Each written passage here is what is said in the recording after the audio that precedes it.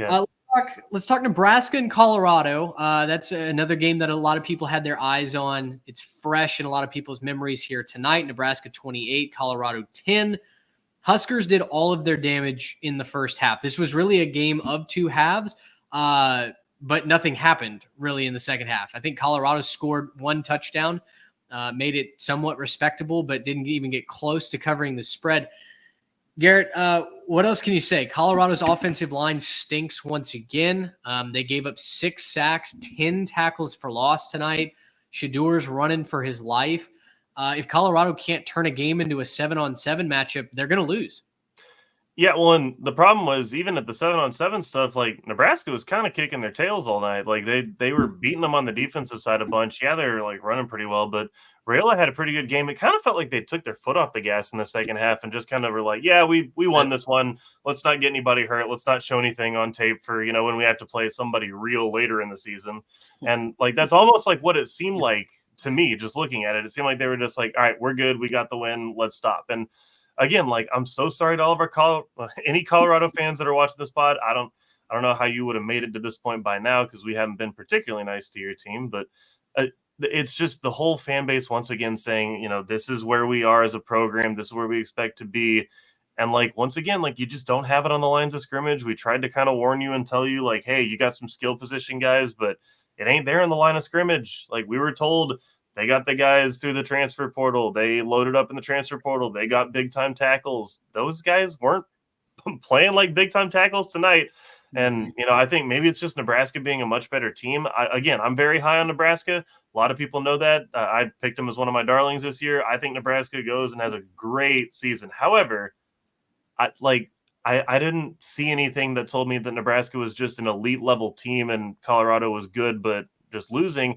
It kind of looked like Nebraska was good and Colorado just kind of wasn't good. They just didn't look like a very good team. So I think we learned a lot tonight, but I also think to some degree we just kind of learned that what we thought was true is true, right? There's a lot of stuff early in the season that surprises you. This one, not something that surprised me.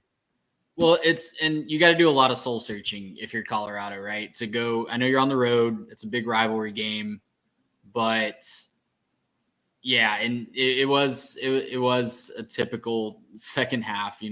I don't know how much of that was just adjusting the play calling for how ahead they were, and like you said, Garrett, just not really playing extremely conservatively in the second half with the 4-touchdown lead. But man, to lose by 18 to a team that, yes, they're at home, yes, they have a really good defense, but they have a quarterback making a second career start. That's an 18-year-old kid. Like, you got to do some soul searching if you're Colorado. And the next 3, fascinating to me. You go to Colorado State, host Baylor, and go to UCF. On paper, not defensive lines that you're terrified of. Mm-hmm. And so maybe there's an opportunity to build some momentum there before you go to host Kansas State and Arizona and go to Arizona in back-to-back weeks later on. But, got to do some soul searching. Got to find a way to give Shadur Sanders some time. He clearly has talent. They clearly can get the ball. If they can get the ball to playmakers on offense, they can clearly do some stuff. But, man, they just don't have time to do anything, and I don't know how you fix that. And if they struggle with it against Colorado State next week, they might not win another game this year. Like, I'm willing to say that if they struggle with that against Colorado State, they're not going to play a worse defensive line after that.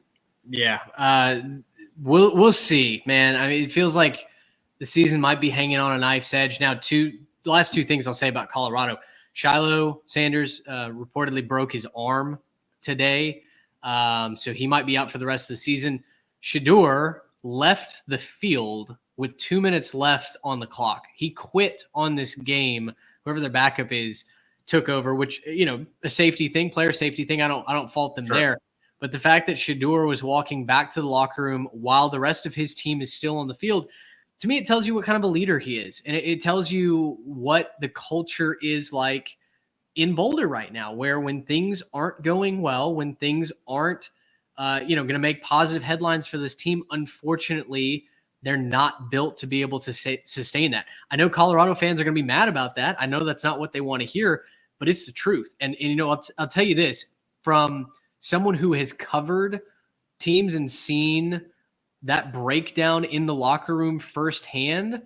I know what that looks like, and I'm telling you that major red flags around Colorado's program right now. It is a house of damn cards that's going to fall in on itself if the cycle keeps repeating itself.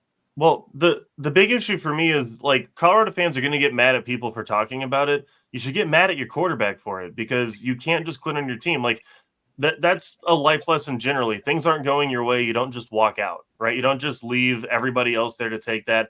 You don't want to be on the field when you lose and hear the crowd win, and you don't want to go shake everybody's hand after the game and have to eat your words or whatever else. Like, I'm sorry, you can't just do that. You can't just bail on the game like that. It's unfortunate. We don't like that out of a player. And by the way, we've flamed players for much less than that. Like, we've come after players because of little things on the field or throwing a tantrum. And I mean, Shoegate was obviously an issue a couple years ago, but like, that's not quitting on a team. That's losing your head in a moment and not being able to see the distance. You blow the game at the last second, whatever. You went out there, you talked all this mess in the offseason about how y'all are going to be great and amazing, and then look what happens. You lose to Nebraska by a bunch. You get your tails whooped, and then you want to go bail on your team and let them all stand out there and lose, be there under the losing spotlight when the clock hits zeros, and then you decide to bail. Like, it's just, we're gonna flame you for that because we should, because you deserve it. And like, if Colorado fans want to get mad, like, get mad at your players, right? Get mad at him for doing that.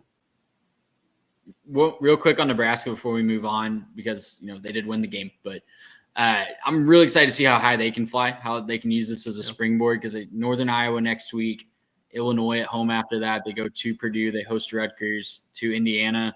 There's a nice runway before they go to Columbus. They should be 7-0. Yeah. Columbus. I mean, plain and simple as that. They are talented. They're put together. They're well coached. They should be 7-0. If they got Mini Mahomes, they can do anything. Gracious him. How about